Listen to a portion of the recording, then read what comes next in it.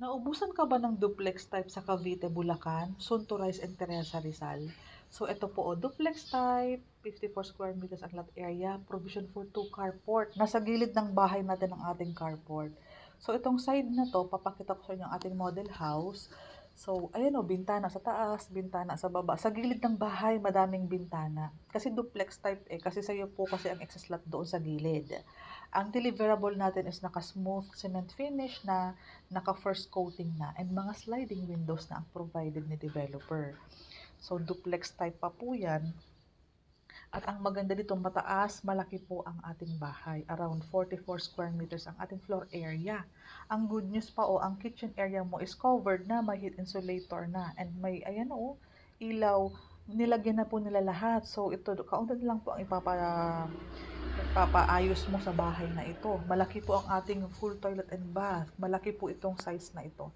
Simula doon hanggang dito sa harapan, yan yung provision for 2 carport na open for expansion. Ang kalahati kung gusto mo siyang gawing office, kitchen area, dining area, or extra room. Kasi ang laki nitong side na to, pwede mo yung hatiin. Ikaw na ang bahala kung ano ang magiging purpose ng extra room sa gilid.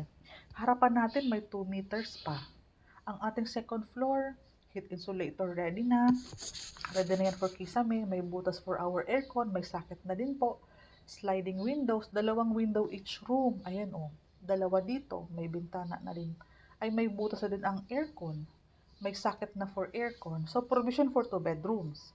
Ito naman, napakalaking bintana sa may gilid ng ating hagdanan. Nagpo-provide ng daylight sa maghapon. So, hiwa-hiwalay kasi ang bahay dito. Pansinin po ang neighborhood natin, Ayan, Kaya tahimik po ang ganitong bahay. Wala pang down payment. Ang 10,000 na kakash out mo is for water and Meralco lang. Wala na pong ibang hidden charges.